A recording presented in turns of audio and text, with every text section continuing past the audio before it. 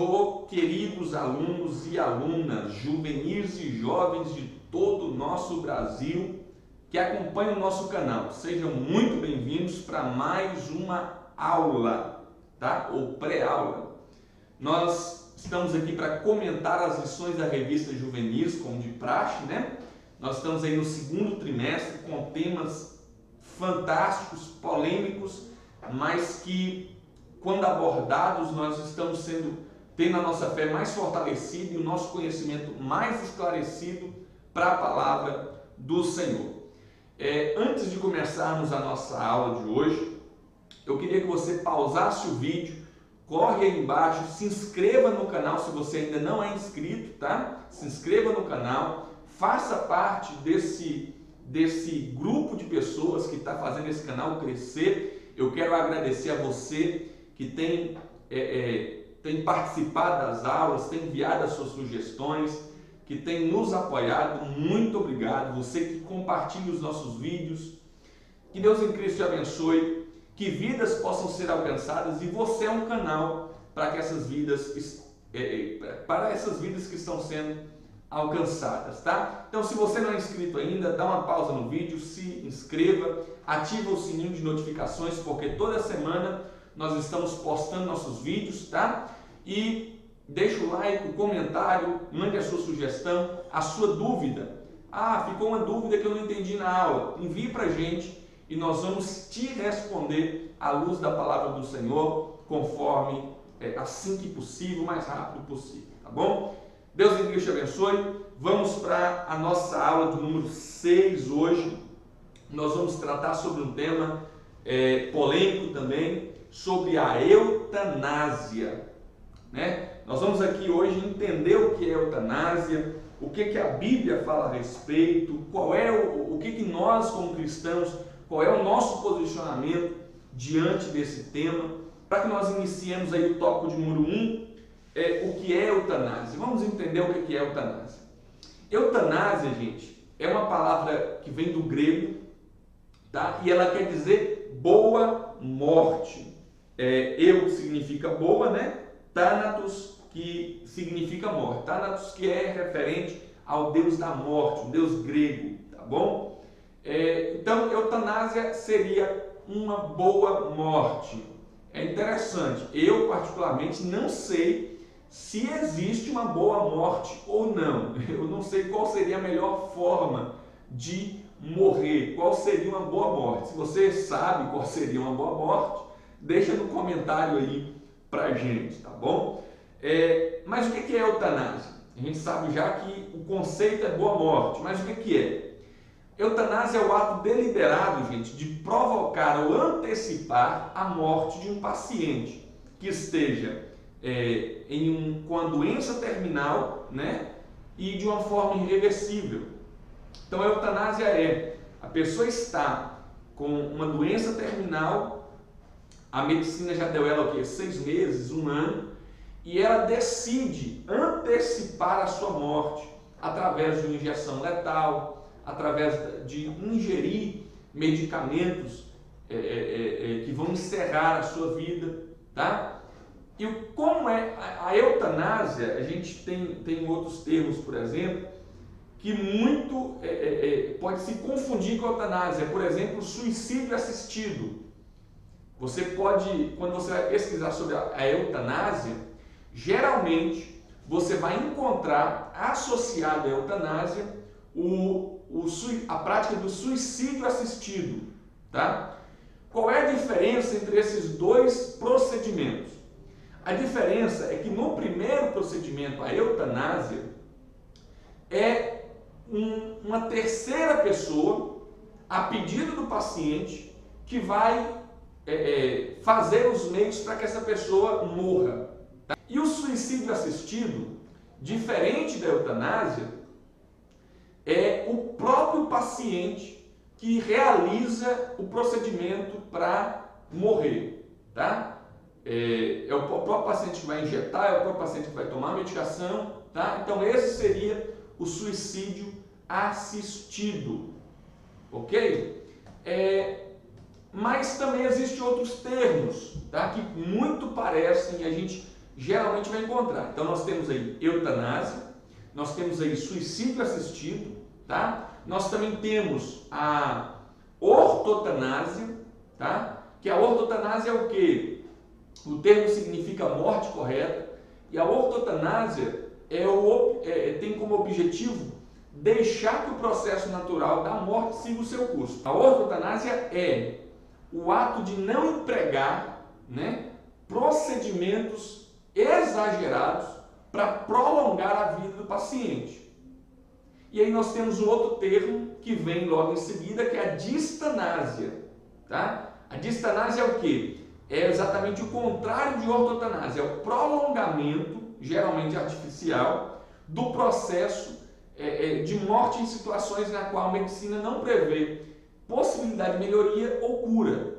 Então a pessoa está em uma situação que a medicina já constatou, ela não vai melhorar, a medicina já implementou todos os recursos medicamentosos possíveis, né? Tratamentos possíveis para reverter a situação, e agora não tem mais o que fazer, essa situação não é mais reversível, tá? Não tem cura, ela tem um período de vida, ela vai morrer em tanto tempo, e aí na distanásia o procedimento utilizado é para prolongar esse período de vida, vai tornar o processo de vida da pessoa maior, o que acarreta muitas vezes um sofrimento maior da pessoa, né?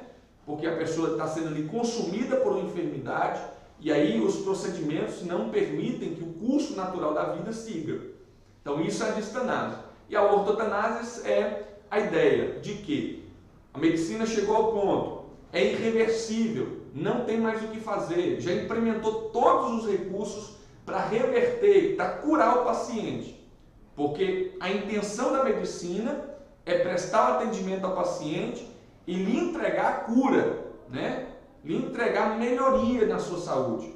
Então já foi constatado, não é possível, não tem nada mais a ser feito. Qual é o posicionamento da ortotanásia? Então, o paciente vai continuar sendo recebendo medicação para alívio da dor, porque ele não pode sentir dor, né? Ele não é para ele sentir dor. A intenção aí é dar um resto de vida, né, que não seja sufocante, matante para o paciente, mas não vai ser implementado procedimentos exagerados para prolongar a vida do paciente. Vai deixar a vida correr no seu curso normal. Voltando para o tema eutanásia, a eutanásia existe em duas formas, tá? Na forma passiva e na forma ativa. A forma passiva muitas vezes é confundida, né, ou colocada como um patamar igual à ortotanásia. Só que a eutanásia passiva, ela não é deixar o paciente seguir o curso de morte. É você negar fazer alguma coisa pelo paciente. Então o paciente descobriu uma doença, uma enfermidade incurável, um problema, e não é feito absolutamente nada para o paciente, né? Literalmente deixa o paciente morrer. É como se uma pessoa que está com sede, está morrendo de sede, você está com um copo de água na mão, mas você não dá porque você vai deixar aquela pessoa morrer, a pedido da pessoa, tá? E a eutanásia ativa é quando esse terceiro, tá? Essa pessoa que foi coagida, que foi pedida, solicitada pelo paciente, ela vai aplicar medicações, né? Procedimentos que vai encerrar a vida dessa pessoa. Então, quando falamos a respeito da eutanásia, envolve três ordens aí: moral, legal e ética.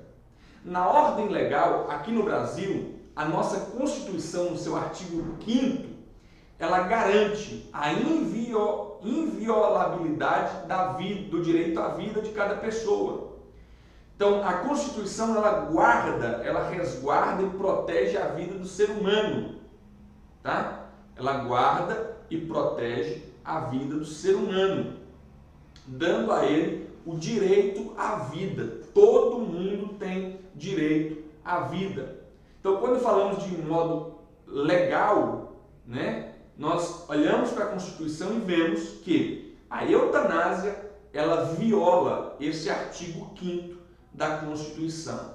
Cabe ressaltar aqui que, no modo legal no Brasil, a eutanásia é crime, tá? E ainda que ela não esteja explícita, né, escrita textualmente no Código Penal, a prática é interpretada no artigo 121 como homicídio, tá? E no artigo 122 como indução ao suicídio.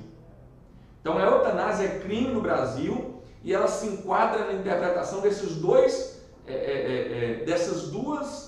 artigos, o 121 e 122 do Código Penal, que é homicídio e indução ao suicídio, tá bom? Então, no âmbito legal ainda tem esse parêntese aí, tá? No âmbito moral, nós cristãos, nós temos a lei do Senhor, a palavra do Senhor, e o mandamento é: não matarás, não assassinarás, tá? Então, o cristão, ele é a favor da vida, ele é pró-vida e ele luta pela vida para proteger a vida, tanto antes do nascimento quanto depois dele. Então, um ato de ir lá, e ainda que seja pelo pedido de um doente, você aplicar meios para antecipar a morte desse paciente, é um assassinato. Então, no âmbito moral aí, nós temos a lei do Senhor que nos resguarda, que nos orienta, que nos diz não, que nos ordena, né? Não matarás, tá? Na questão ética aí, gente, nós podemos resumir em pelo menos uma pergunta. É correto exterminar uma pessoa doente só porque ela está doente? Seria isso uma maneira correta, ética, legal? Você acabar com a vida de uma pessoa porque esta pessoa se encontra enferma, doente? E, logicamente, nós não somos insensíveis ao sofrimento que uma pessoa passa, né, nessa situação. Obviamente que não vamos ser insensíveis aqui. O sofrimento faz parte aí da vida dessas pessoas de maneira muitas vezes angustiante. Mas é correto, é moralmente correto, ético, você exterminar a vida de uma pessoa porque ela está doente? A dignidade da vida humana, gente, deve ser protegida, como eu já disse, preservada antes e depois do seu nascimento. A igreja, ela se posiciona dessa forma, em proteger e preservar a vida humana. Como eu disse, né, no Brasil a prática é ilegal, tá? Mas existem alguns países que essa prática é legal, tá? Por exemplo, a Bélgica, a Suíça, a Alemanha, a Áustria e Luxemburgo são alguns países onde a prática da eutanásia, e aí também entra muitas vezes o suicídio assistido, são legalizadas, são permitidas, tá? Nos Estados Unidos há pelo menos 5 estados que autorizam a prática da eutanásia, né? O suicídio assistido, que é Oregon, Washington, Vermont, Montana e Texas, tá? Então esses estados aí, eles permitem, eles autorizam essas práticas. O tópico de número 2 aí, por que defendem a eutanásia? Por que as pessoas defendem essa prática, gente? Geralmente as pessoas estão diante de pessoas que estão em estado terminal, né? Onde a medicina já retirou toda a sua esperança de conseguir reverter o processo da doença ou uma cura, ou conseguir uma cura. São pessoas que literalmente estão aguardando a morte. Diante disso, a família, os familiares, os entes mais próximos, eles tendem a se comover, de certa forma, com esse sofrimento.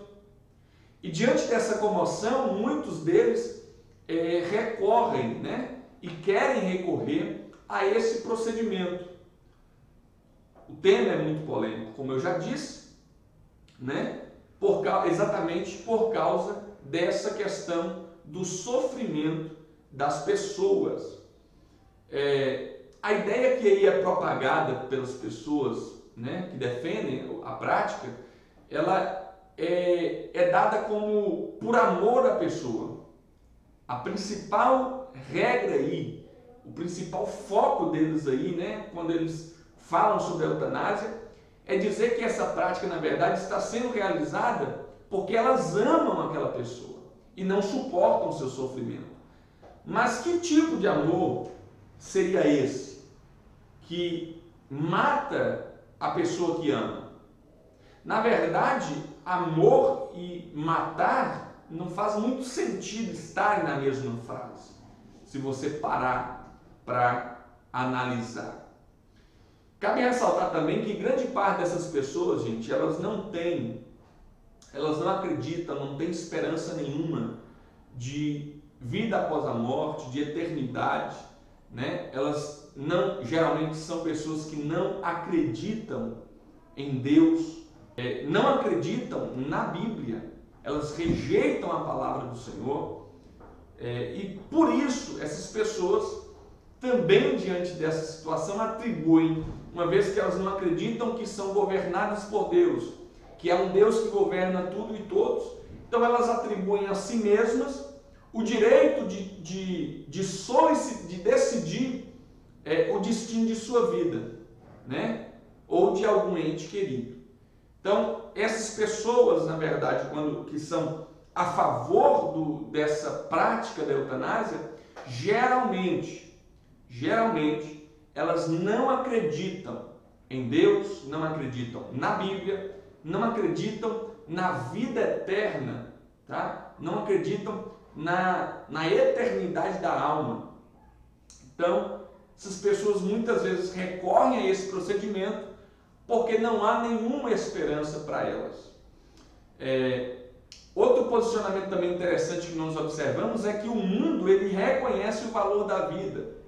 Quando eu digo mundo, eu digo o sistema mesmo, né? Como a Bíblia nos ensina, o sistema que é contrário a Deus. Ele reconhece o valor da vida. Só que esse valor que eles reconhecem na vida, ela é circunstancial, ou seja, depende da circunstância da vida que a vida se encontra. Então, o valor a essa vida depende da situação, da circunstância em que ela está envolvida. Para o mundo, outra questão interessante é que para o mundo, para esse sistema corrompido, o sofrimento, ela diminui o valor de uma vida. Tanto é que quem recorre à eutanásia, a primeira desculpa que ela vai dar, o primeiro argumento que ela vai utilizar é o sofrimento. Ela vai argumentar que por causa do sofrimento daquela pessoa, daquele ente querido, daquele familiar, ela recorreu à eutanásia. Tá? Então, só que eles relativizam a vida, na verdade. Eles colocam uma propriedade circunstancial aí na vida. Então a vida depende, o valor da vida depende, né? Depende E é interessante, gente, que isso é tão... esse negócio de relativizar o valor da vida, isso é algo tão demoníaco que por causa da relativização da vida, nós temos diversos regimes que mataram pessoas pela sua classe social, pela sua religião. Hitler, que matou milhões de judeus, porque eram judeus, em prol da raça deles, né? A raça perfeita. E nós tivemos a escravidão, que matou milhões de pessoas por causa da sua cor, e assim por diversas outras coisas, né? Opção sexual, diversos regimes, matou diversas pessoas pela opção sexual que escolhia. Então, você percebe que o valor da vida no mundo, ele é relativizado, depende da circunstância, onde uma vida vale mais e qual vida vale menos, tá? no tópico 3, que diz o Criador da vida, e que na verdade nós vamos utilizar aqui para falar por que nós como cristãos nos posicionamos contrário a essa prática, a eutanásia. Tá? Em primeiro lugar, cabe ressaltar, até porque a lição até traz aí para a gente, lá no último parágrafo, ela traz uma frase, eu fiz questão de falar ela aqui. A eutanásia, antes de tudo, é uma forma de incredulidade, tá? Pois ela nega a Deus e nega o seu domínio sobre a vida.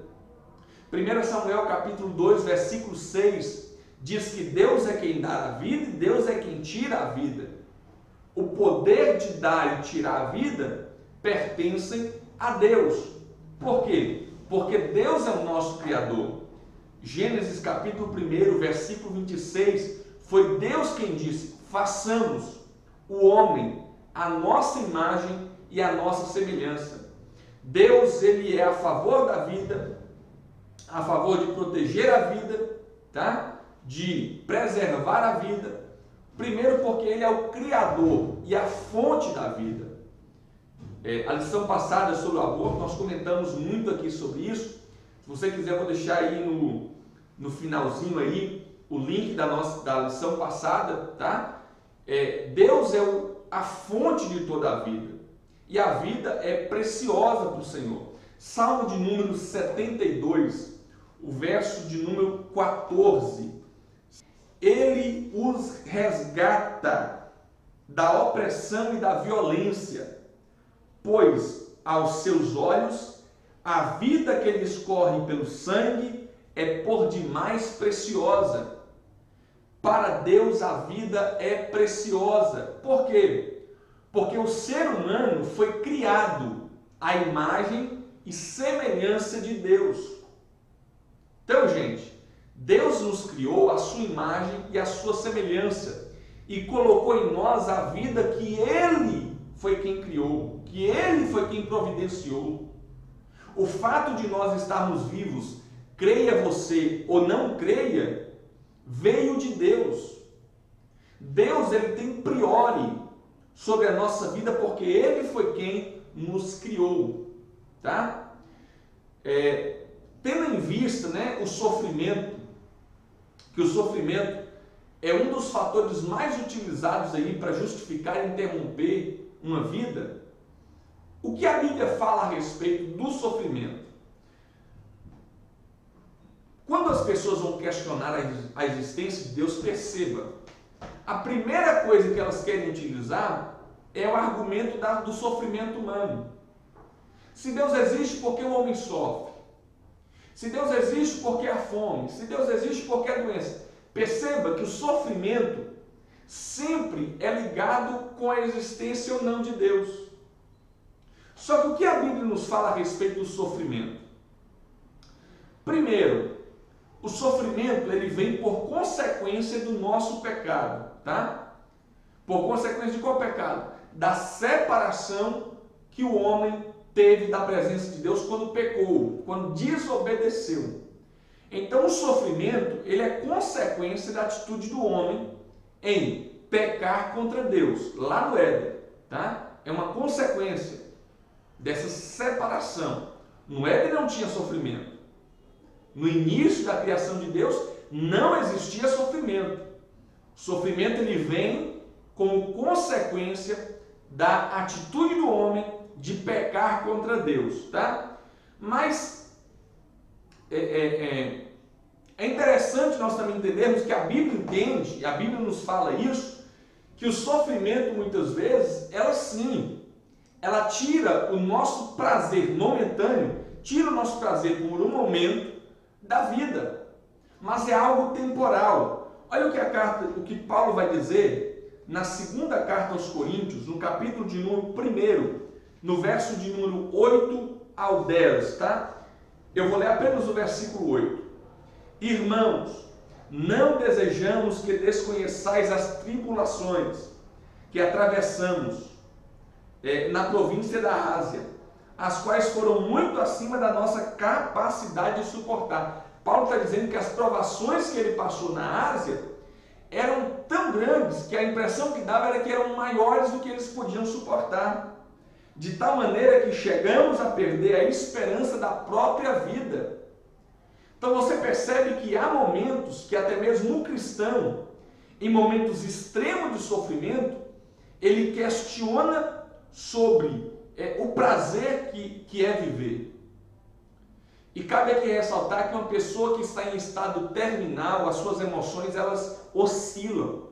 Ora ela quer viver, ora ela quer morrer. Ora ela quer lutar contra a enfermidade e ir até o final. Ora ela quer acabar com tudo naquele momento.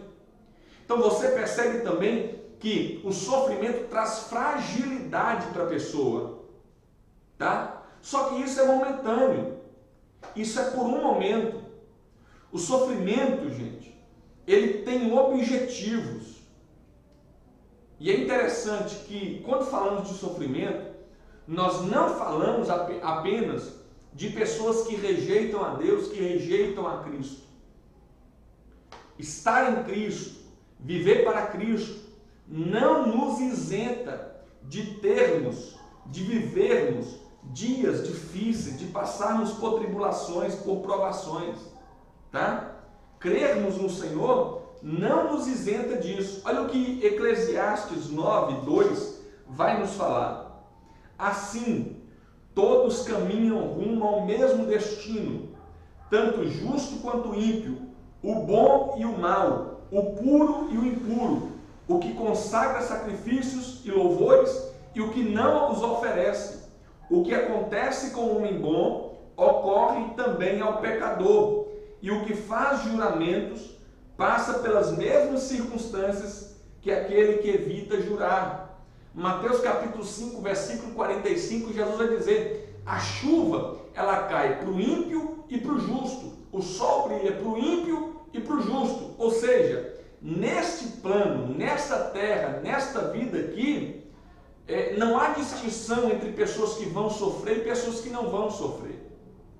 E aí parece um jargão, mas exatamente a diferença está aqui, em sofrer, mas estando na presença de Cristo, sendo consolados e com esperança de que após o sofrimento, e que o sofrimento não vai se comparar com a glória que haveremos de ter, tá? E o sofrimento do ímpio, que não tem esperança, não tem expectativa, e por rejeitar a Cristo e a sua presença, ele vive ali com o seu problema praticamente sozinho, sem esperança de algo futuro, sem esperança de um milagre, sem esperança de nada. A diferença está logo aqui. Mas o que acontece para o ímpio também vem para o justo. E a diferença está logo aí. Tá? O sofrimento, gente, ele vem com propósitos. Tá? Ele vem com propósitos. E muitas vezes o propósito do sofrimento, ele não é retirar a qualidade de vida, tá? Mas ele muitas vezes é manifesto para acrescentar, para adicionar na nossa vida alguma coisa. Olha o que Romanos capítulo 5, versículos 3 e 4 vai nos falar. Mas não somente isso, como também nos gloriamos na tribulação, porque aprendemos que a tribulação produz perseverança, e a perseverança produz um caráter aprovado, e o caráter aprovado produz confiança. E eu vou no versículo 5 aqui. E a confiança não nos decepciona, porque Deus derramou o seu amor em nossos corações por meio do Espírito Santo que Ele mesmo nos outorgou. Então, as provações, as dificuldades e o sofrimento que essas provações nos trazem muitas vezes, ela tem objetivo, e o objetivo é adicionar alguma coisa à nossa vida, tá? Então o sofrimento humano, ele tem propósito, seja ele na vida do crente para fazer o crente crescer e amadurecer na fé, seja na vida do ímpio, muitas vezes é utilizada na vida do ímpio para atrair o ímpio até a presença de Deus.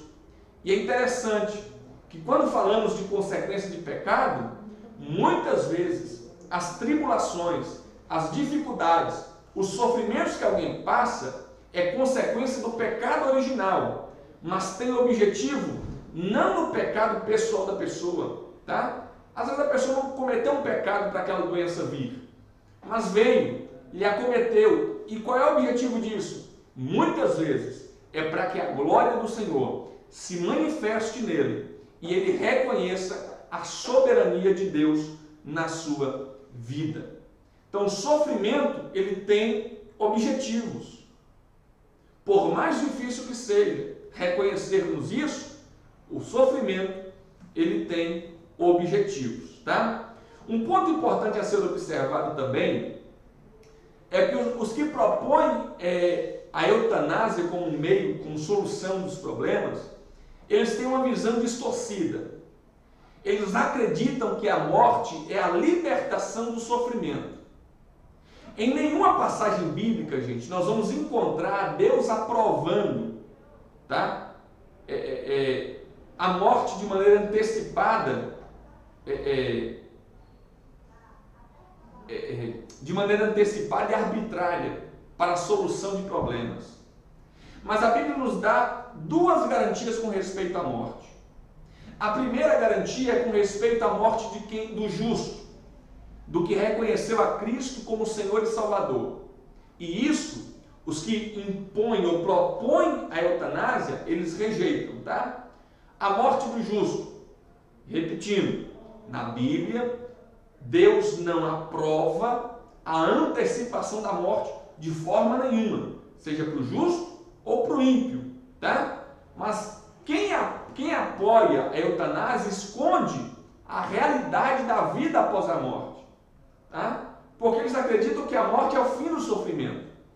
Mas quando nós olhamos para a Bíblia Sagrada, nós percebemos que pode ser que não. Por que pode ser? Porque a morte do justo, né? Quando a morte é do justo, é garantia de que esse justo estará no gozo eterno com o Senhor. Salmo de número 73, versículo 24. Tu me diriges de acordo com os teus desígnios, e no fim me acolherás em glória.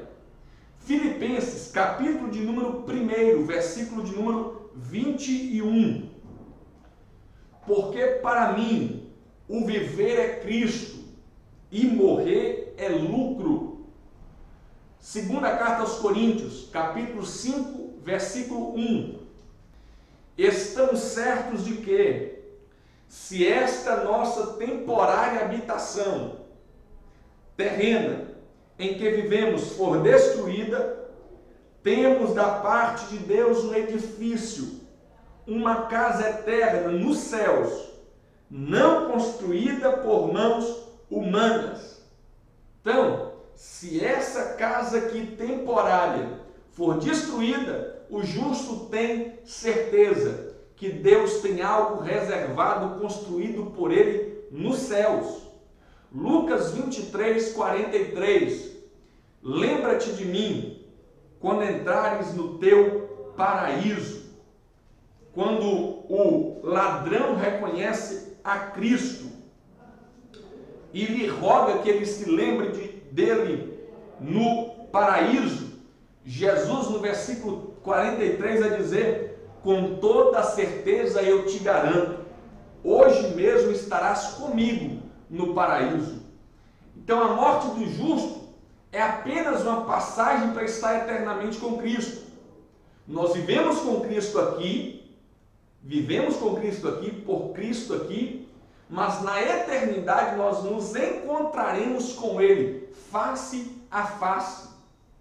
Nós temos certeza disso. Segundo lugar, é a morte do ímpio. Diferente da morte do justo, a morte do ímpio não é descanso, não é livramento de sofrimento, muito pelo contrário, é o início do sofrimento eterno. Lucas capítulo 16, versículo 23 e 24. Mas no Hades, onde estava em tormentos, Ele olhou para cima e observou Abraão ao longe com Lázaro ao seu lado. Então gritou: Pai Abraão, tem compaixão de mim e manda a Lázaro que molhe em água a ponta do dedo e me refresque a língua, porquanto estou sofrendo muito em meio a estas chamas. Então você percebe que para o ímpio a morte não é o fim do sofrimento, mas o início do sofrimento. 2 Pedro, capítulo 2, versículo 9. Constatamos, portanto, que o Senhor sabe livrar os piedosos da provação e manter em castigo os ímpios para o dia do juízo. Gente, isso quem apoia a eutanásia não comenta, não fala. Para o ímpio, a morte é o início do sofrimento, tá? Em suma, o que a Bíblia nos ensina? O que a Bíblia nos ensina aí no geral? A vida é uma dádiva de Deus. Foi Ele quem nos fez. Segundo, a morte não é o fim, mas o resultado do pecado. Romanos 6, 23. Porque o salário do pecado é a morte. Terceiro, o sofrimento vem para que Deus seja glorificado. João 9,3, que é o texto que eu citei aqui antes, quando Jesus olha para o cego e diz: nem ele, nem o pai, nem a mãe pecou, mas o problema dele é para que seja manifestada a glória do Senhor. Então, todo o padrão ético do cristão, gente, elas são encontradas na palavra do Senhor, tá? Deus, Ele não quer que ninguém antecipe a sua morte. Por mais complicado, por mais difícil que possa ser para você entender, mas Deus tem poder de reverter qualquer dificuldade. Deus tem o poder de trazer à vida o morto. E o problema nosso, muitas vezes, é que nós, principalmente os cristãos, parece que a gente não acredita mais nisso. Parece que os milagres ficaram só para os tempos bíblicos. Mas isso não é verdade. Deus não mudou. Deus continua o mesmo. Tá? E a morte, provocar a morte, não é a solução para o problema. Eu encontrei no YouTube duas histórias muito interessantes. Uma é da famosa, né? Ficou famosa porque ela cometeu suicídio assistido e divulgou isso. Isso foi divulgado, as redes nacionais divulgaram isso na época. Ela tinha câncer no cérebro em fase terminal, tá? Um câncer muito violento. E lhe deram, parece, se eu não estou enganado, 6 meses de vida. E a Brittany, ela optou pelo suicídio assistido. Tanto é que ela morava em uma cidade nos Estados Unidos que era proibido a prática e ela se mudou para Oregon, onde era permitida. Eu vou deixar a descrição do vídeo aí dela, do depoimento dela, tá? Brittany Maynard. Ela cometeu o suicídio assistido na casa dela, junto com a sua família. E o relato dela, eu quero que você preste atenção no relato dela. E um outro segundo caso, que foi transmitido pelo Roberto Cabrini, na época no SBT, que foi, o nome dessa mulher era Rosa. Ela faleceu, acho que se não me engano, poucos dias depois da filmagem, né, antes da filmagem encerrar, ela faleceu e ela também estava com câncer terminal. Só que quando você coloca na balança o depoimento das duas pessoas, você vê a diferença, você percebe a diferença de alguém que está em estado terminal sofrendo também, tá? Sofrendo também, mas que não abriu mão da vida e disse: eu vou até o final porque o domínio da vida não é minha. Deus tem propósito em tudo e mais.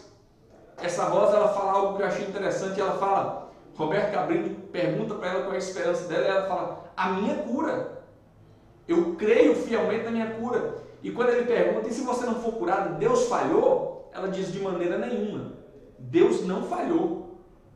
Muito pelo contrário, Deus cuidou da minha alma.